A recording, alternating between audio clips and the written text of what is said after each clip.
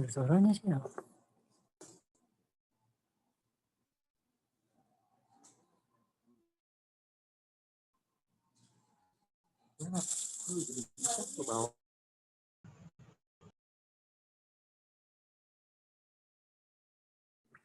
Ini ada suaranya anjing.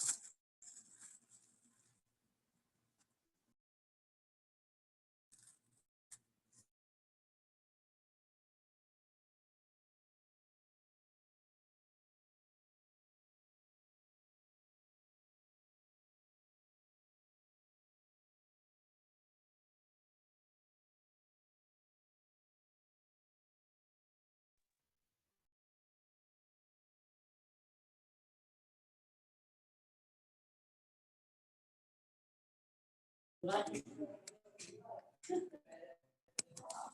bagus orangnya.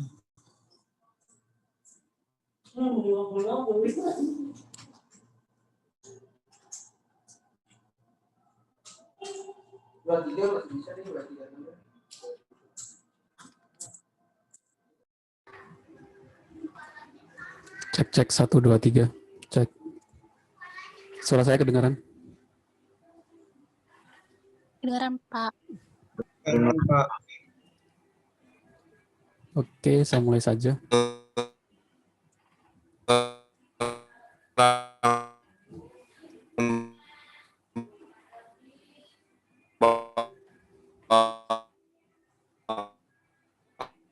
Bismillahirrahmanirrahim. Assalamualaikum warahmatullahi wabarakatuh.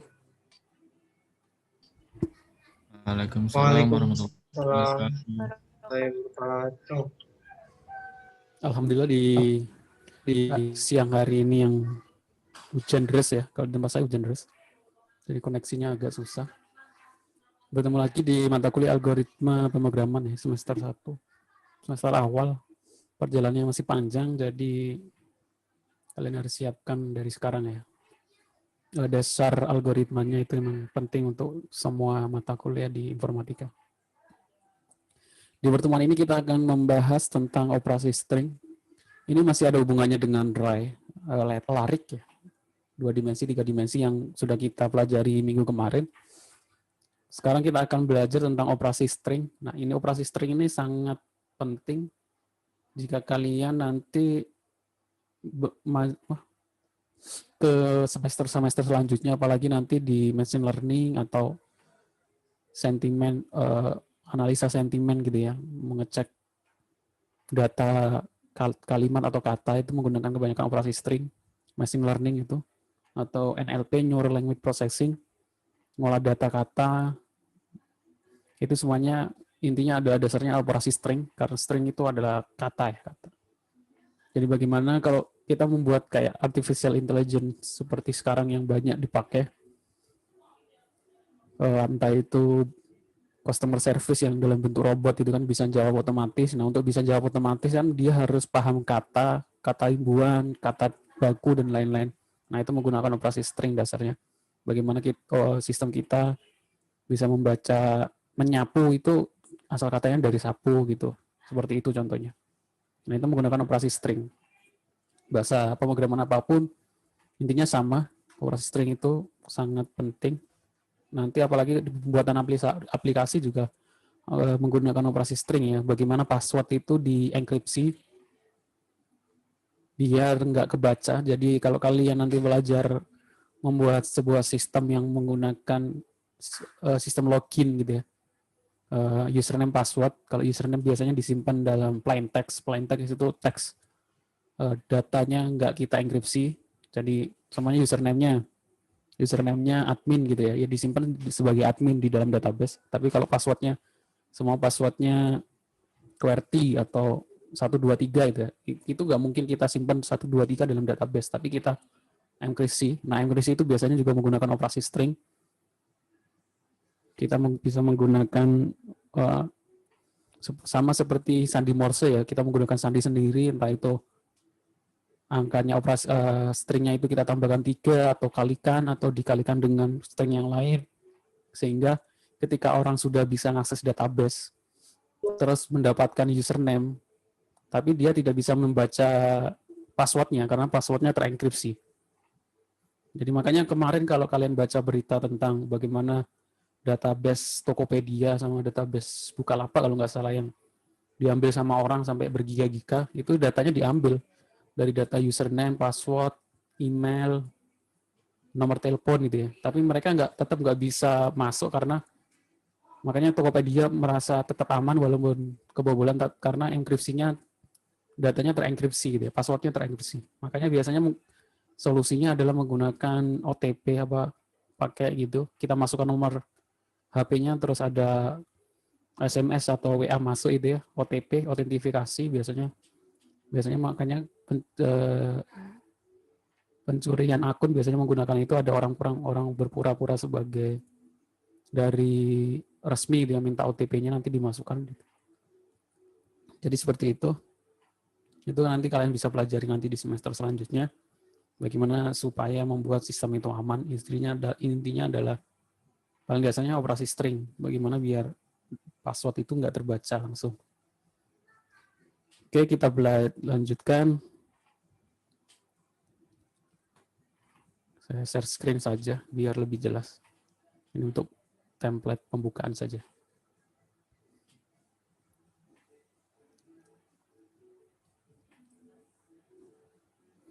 Definisinya, untuk definisi, apa sih string itu? String adalah array of character ya. Jadi kalau kalian kemarin belajar tentang larik, metrik adalah array, tapi isinya angka. Perbedaannya itu ya.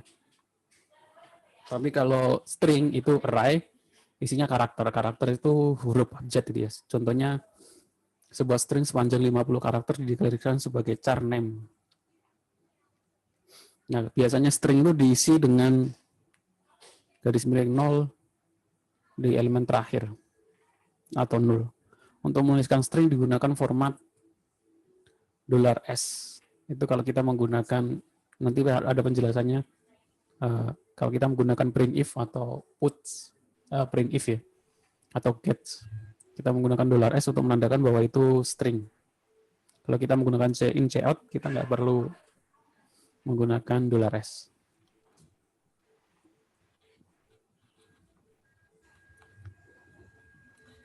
Deklarasi string sama seperti deklarasi array of character, sama seperti deklarasi yang minggu kemarin ya, metrik, array gitu ya. Kalau metrik kan ini perbedaannya sih. Kemarin ada yang nanya perbedaan string sama array. Metrik gitu ya. Kalau metrik ini tipe datanya integer ya. Jadi array yang isinya angka. Kalau string itu tipe datanya char, isinya huruf. Contohnya char nama, ada 50 digit di dalamnya ya. Maksudnya panjang karakternya 50 karakter. Itu deklarasinya seperti itu. Nanti juga kita akan mengenal namanya string 2 dimensi ya. Bagaimana kalau kemarin kan ada array 2 seperti ini ya, baris kolom. Karakter juga ada string yang isinya adalah baris dan kolom. Isinya angka huruf-huruf.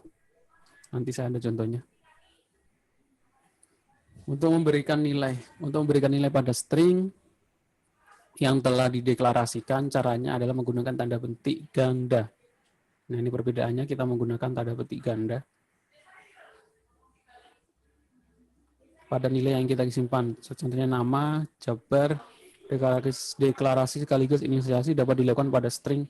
Contoh jadi char, nama, jabar. Ini berarti dimasukkan langsung ya, nggak diinputkan. Tapi kalau cuma char, nama, 15 itu berarti isinya masih kosong, kita perlu menginputkan.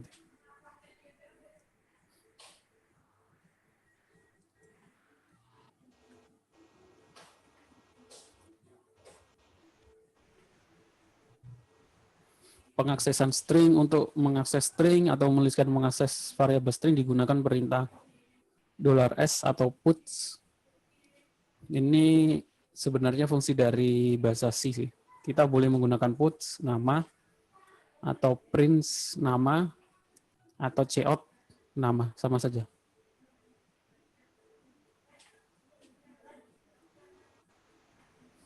Kalau puts itu ini otomatis turun ke bawah, ganti baris. Kalau print, nah untuk printf kita harus menambahkan variabel di sini bahwa yang kita cetak adalah string $s disingkat menjadi $string. Kalau angka $d desimal baru variabelnya. Kalau cout nama, tapi dia nggak ganti baris ya. Biasanya kita tambahkan indl di belakangnya. Nanti ada contohnya. Itu untuk menuliskan variabel string. Nah, contohnya seperti ini.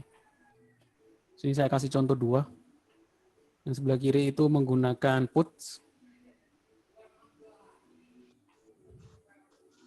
Yang sebelah kanan menggunakan cout. Kalian bisa perhatikan perbedaannya.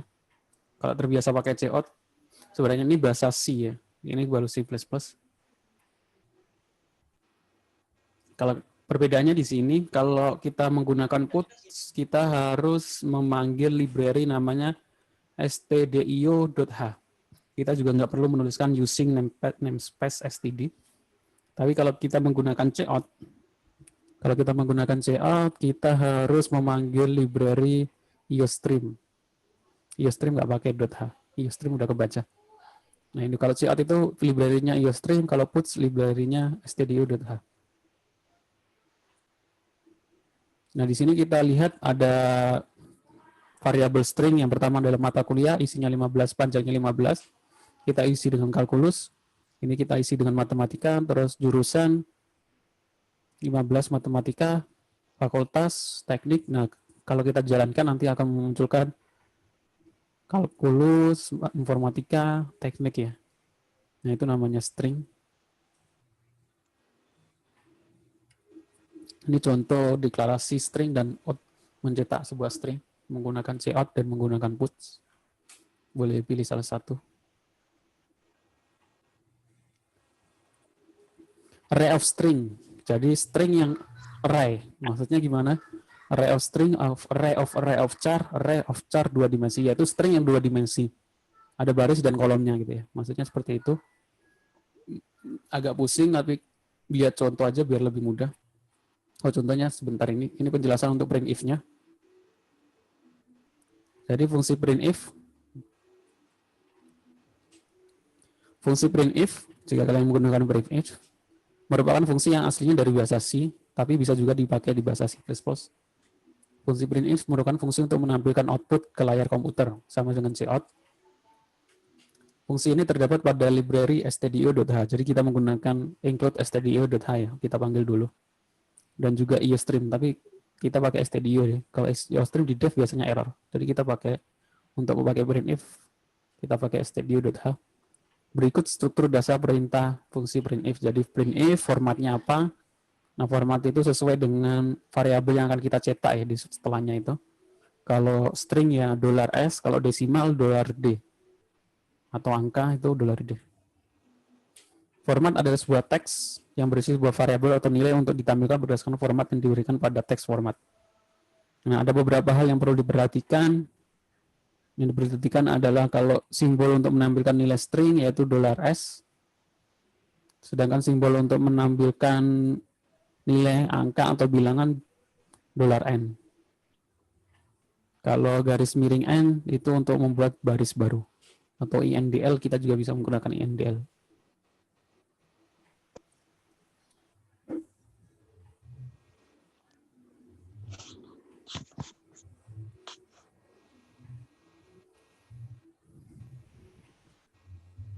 Contohnya itu gimana string array of string atau string 2 dimensi ya. Di dalam string ada data. Contohnya seperti ini. Saya kasih contoh menggunakan print dan menggunakan cout. Di sini contoh menggunakan for printf dan get sama puts untuk cetaknya. Bisa pakai puts, bisa pakai printf. Kalau stdio. Di sini ada variabel string namanya daftar kota. Di sini ada 2 ya. Banyaknya datanya itu 5, setiap data panjangnya 10 karakter. Jadi bacanya seperti itu. Untuk memasukkan datanya sama menggunakan for seperti method kemarin. Kalau yang berordo 2x2 atau 3x2 gitu ya. Metrik 2 dimensi, sama ini juga ring array of string 2 dimensi. String 2 dimensi seperti itu. Jadi di sini kita masukkan, kita pakai for dulu, kita cetak data ke I, daftar kota ke I.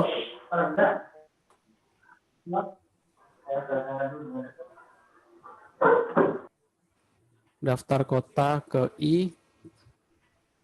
Habis itu kita cetak pakai for lagi untuk mencetaknya daftar kota I. Puts daftar kota I atau cout daftar kota I, INDL untuk ganti baris. Kalau kita jalankan, di sini kan masukkan string ke $D, berarti ini adalah angka. Ini 012. Kalau kita menggunakan cout, masukkan string ke variabel I, cin daftar kota I. Terus kita cetak for cout daftar kota I. Ini juga puts daftar kota I. Kalau kita jalankan, jadi daftar kota itu isinya adalah daftar kota. Jadi satu variabel dengan beberapa isi. Di sini ada masukkan string ke 0, kita isi semuanya Surabaya, ke 1 Jakarta, ke 2 Bandung. Jadi Surabaya, Jakarta, Bandung. Sebenarnya ini output dari yang kanan ya. Kalau ini kan daftar kotanya sampai 5. Tapi kalau string ini daftar kotanya 3 ya. Di sini 3. Kita mulai dari 0, harusnya ada 4. Kenapa di sini kok cuma 3? Kalau kita lihat di sini I sama dengan 0, I lebih kecil dari 3. Harusnya kan 0, 1, 2, 3 ya. Harusnya ada 1, 2, 3, 4. Jadi kalau dalam string yang terakhir itu isinya adalah 0. Jadi isinya berarti cuma 3, 0, 1, 2. Seperti itu. Ini contoh array of string. Sini udah masuk ke string, nanti kalian bisa membuat aplikasi penjualan gitu ya. Barang pertama yang dibeli apa, barang kedua yang dibeli apa, barang ketiga yang dibeli apa. Terus kalian bisa totalkan seperti itu.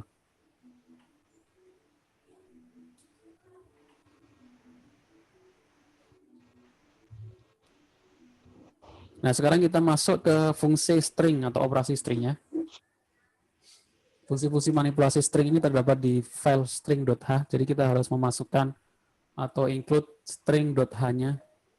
Adapun perintah-perintah fungsi yang pada string tersebut adalah strcp atau string copy, jadi itu singkatan sebenarnya. String copy, string cat, string cmp, string len, string lowers, dan string uppers. Fungsinya apa saja?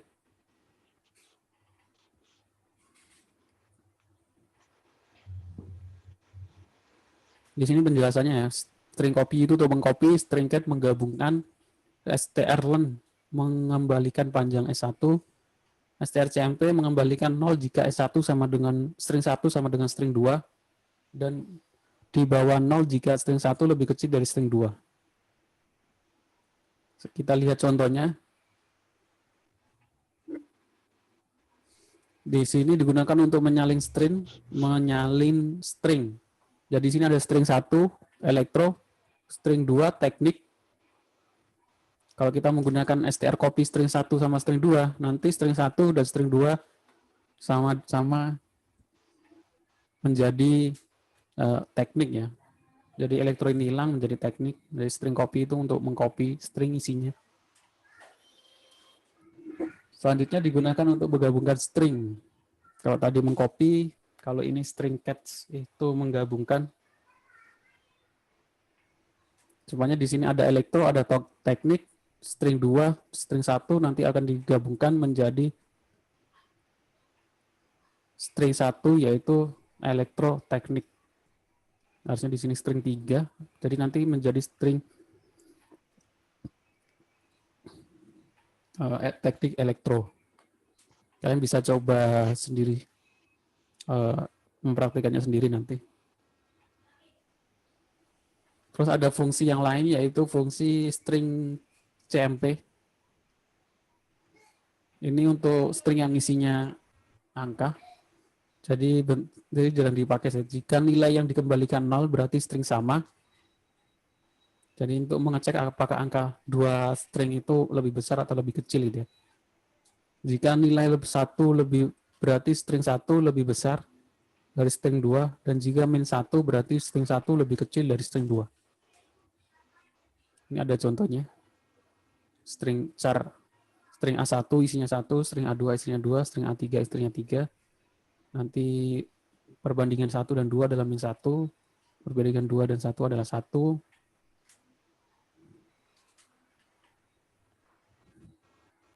Ini untuk menghitung panjang huruf ya. Contohnya char huruf, masukkan kata, cout jumlah katanya, oke kita menggunakan cuma strlen. Saya kasih contoh ini untuk, saya buka dulu.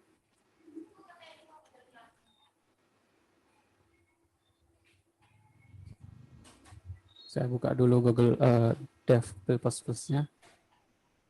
Contoh dari strlen.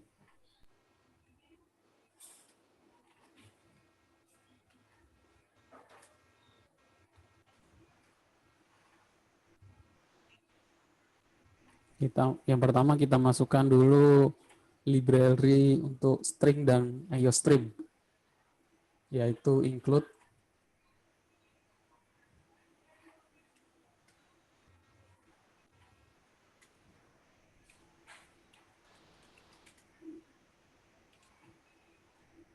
IOStream,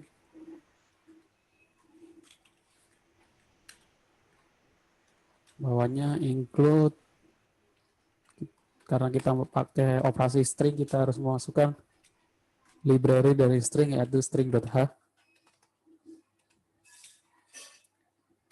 Kita menggunakan using namespace std karena pakai cicout.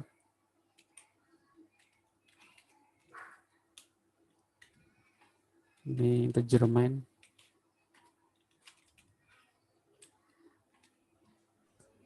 Buka kurawal, kurung kurawal. Pertama kita seumpamanya char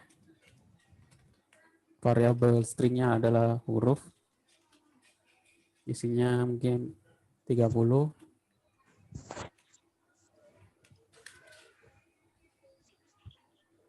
Kita cout ya, masukkan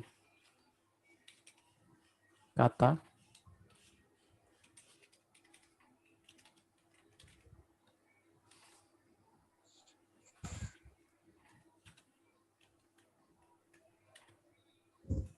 Chain huruf.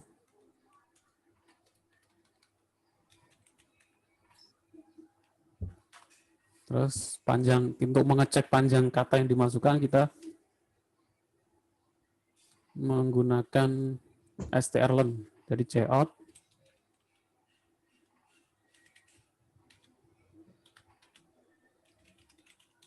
panjang huruf ke panjang kata ya, atau jumlah itu sama saja.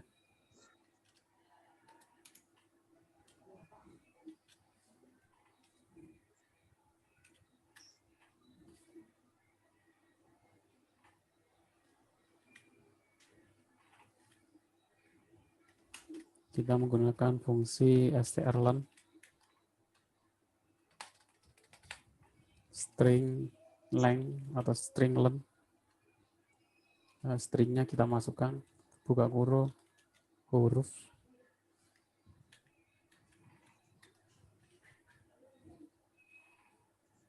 Di situ kita return kosong. Kita jalankan.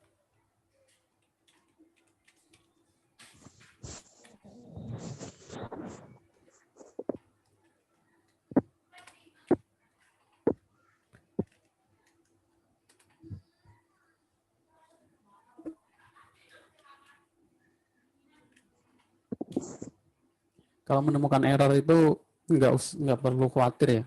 Namanya proses belajar itu pasti error. Yang penting kalian baca seperti ini. Jadi error, semakin banyak kalian menemukan error, pengalaman kalian semakin banyak. Jadi nggak khawatir ketemu error ya. Error expected titik koma before chain. Jadi titik koma itu dibutuhkan expected before chain. Ini C-in, before-nya itu ini, tadi belum ada titik komanya. Jadi dia ngasih tahu errornya di sana. Nah, di sini saya masukkan kata bold kasih. Panjang katanya 6 huruf 1, 2, 3, 4, 5, 6. Itu contoh menggunakan strlen. Oke, untuk selanjutnya kalian bisa praktekkan karena bagian dari tugasnya. Tugasnya yaitu ini tugasnya ya, kalian praktekkan setelah ini. Yang pertama, buatlah program untuk akan mengirim input berupa satu buah string, nama masing, dan menuliskan panjang string tersebut ke layar. Ini sudah saya contoh tadi ya, harusnya nggak ada masalah. Jadi buatlah program untuk yang akan menerima input berupa satu buah string, dan kalian masukkan nama masing-masing, terus kalian hitung nama masing-masing itu panjangnya berapa, dan ditampilkan ke layar. Ini sama seperti tadi ya. Masukkan nama, panjangnya sekian. Terus buatlah program untuk menerima input dua buah string. Jadi ini masukkan kata pertama, kata kedua. Ya, isinya itu nama depan sama nama belakang masing-masing. Jadi masukkan nama depan, masukkan nama belakang. Kalau namanya cuma satu ya masukkan sama ya, satu. Kalau namanya cuma Budi, nama depan Budi, nama belakang Budi, seperti itu saja. Jadi nama masing-masing. Habis itu kalian cetak untuk kalian gabungkan nama depan, nama belakang tadi menjadi satu nama. Dan tampilkan hasil penggabungannya ke layar. Tuh, ini soal nomor 2, ini soal nomor 1. Ini boleh program sendiri-sendiri atau boleh jadikan satu program. Buatlah program untuk menghitung berapa banyak kemunculan suatu karakter tertentu sebuah string ya. Contohnya ini, misalkan jika ingin diketahui berapa banyak kemunculan karakter A dalam string Ramadan, maka program akan menekan 3. Jadi kalian cek, habis itu kalian cek, nama kalian kan sudah gabung gitu kan. Terus masukkan karakter, mau A, I, U, E, O, habis itu dicek di nama kalian itu A ada berapa, sesuai dengan yang diinputkan ya, semuanya yang diinputkan A ya. A itu ada berapa jumlahnya di dalam nama kalian, atau U atau I itu. Ini sesuai inputan. Terus tampilkan berapa banyak karakter A-nya, karakter I-nya, atau karakter U-nya di nama masing-masing. Yang nomor 4, buat array of string untuk menampilkan atau menyimpan nama peserta kelas TI 20D4. Ini 20D3 ya, saya lupa. Jadi TI 20D3 satu kelas terdiri dari 10 siswa, di mana masing-masing siswa diinputkan oleh user. Jadi anggota satu variabel isinya 10 orang nama siswa di kelas TI 20D3. Jadi kalian buat laporannya, tampilkan shortcode-nya, terus screenshot output-nya. Jangan lupa dikasih nama dan NIM di awal programnya. Terus kirimkan link pengumpulannya ada di sini. Oke, sampai sini ada yang mau ditanyakan?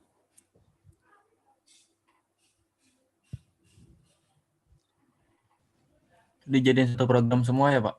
Yang 1 sampai nomor 4. Boleh satu program, boleh sendiri-sendiri. Kalau satu program sih lebih ringkas, tapi kalau sendiri-sendiri juga nggak Berarti apa-apa. 4 ya? Iya, ada 4 masalah, 4 hal yang harus diselesaikan. Seperti itu. Oleh yang lain mungkin ada yang mau ditanyakan? Kayak yang string tadi ya, Pak? Iya.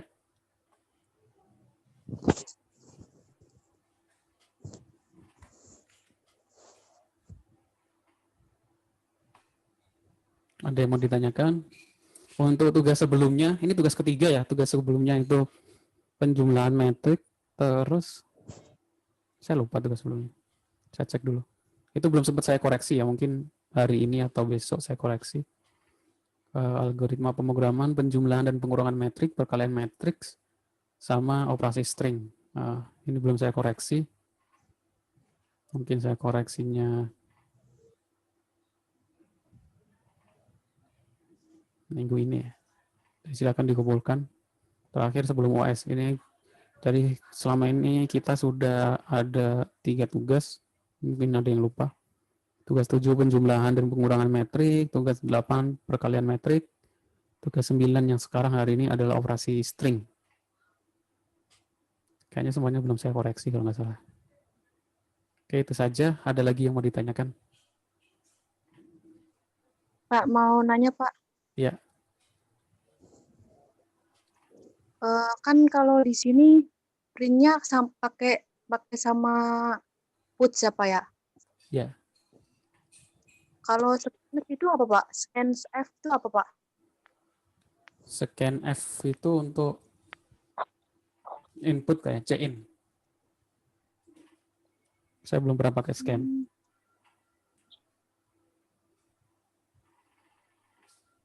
Tapi kemungkinan bisa kalau dipakai scan kayak gitu bisa nggak Pak? Bisa, boleh. Jangan pelajari saja. Tapi saya jarang pakai scan. Oh iya, saya lupa ya.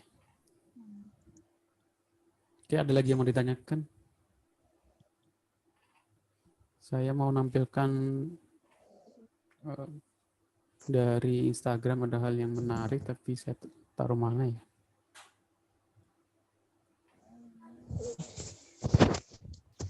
Lanjut, Pak. Mungkin ada lagi yang mau ditanyakan yang lain?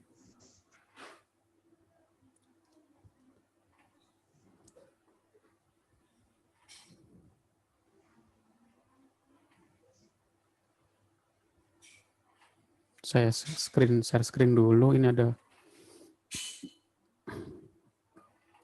hal menarik yang di-share di Instagram. Kelihatan ya?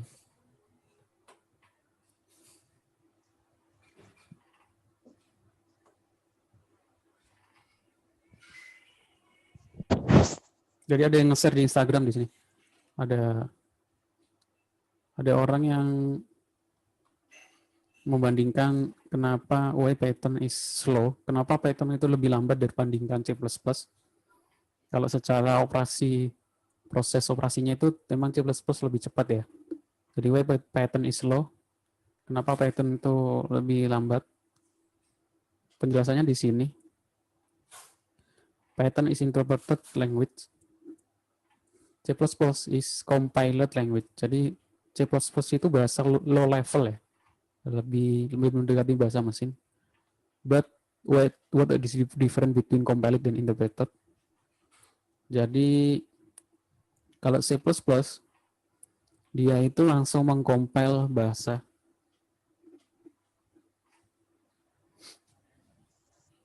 Dari kode yang kita tulis, C++ itu langsung mengcompile atau translated into machine code with your CPU understand. Karena komputer kita langsung paham. Tapi kalau Python translated into bytecode which later interpreted into code machine. Jadi kalau Python itu bahasa high level, kayak Python, Java, itu bahasa high level ya. Dimana dia itu ada interpreternya, ada penghubungnya untuk menerjemahkan ke dalam bahasa mesin. Kalau C++ dan bahasa C itu low level, jadi dari C++ langsung ke mesin. Makanya lebih cepat C++. Ini contohnya ada dua orang yang saling berkomunikasi. Kalau dua orang langsung berkomunikasi kan lebih gampang daripada ada orang India sama orang Jepang berkomunikasi tapi menggunakan translator di tengah-tengah. Itu kan akan ada sedikit lebih lambat.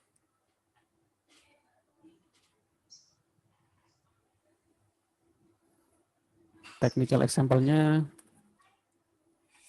kalau kita main game di dalam PC itu kan lebih mudah lebih cepat daripada kita main game emulator gitu ya. Game Android atau game apa yang kita install emulatornya di PC itu kan akan lebih lambat karena dia menggunakan penerjemah di tengah-tengahnya.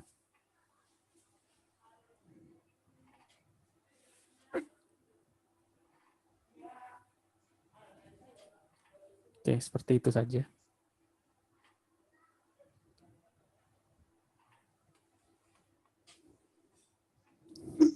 Ada lagi yang mau ditanyakan? Silakan dikerjakan. Walaupun terakhirnya itu sebelum UAS, tapi nanti berbeda poinnya. Kalau masih dalam 1 minggu setelah tugas diberikan itu nilainya maksimal, tapi kalau sudah kelewat 1 minggu nanti berkurang 5 poin. Lewat 1 minggu lagi berkurang 5 poin, seperti itu ya.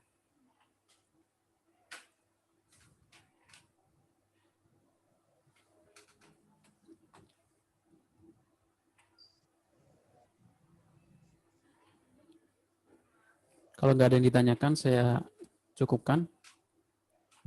Oke, terima kasih atas kehadirannya dan sama perhatiannya juga. Saya mohon maaf kalau ada salah-salah kata. Assalamualaikum warahmatullahi wabarakatuh. Waalaikumsalam warahmatullahi wabarakatuh. Terima kasih, Pak. Waalaikumsalam Terima kasih, warahmatullahi Pak. wabarakatuh. Iya, sama-sama.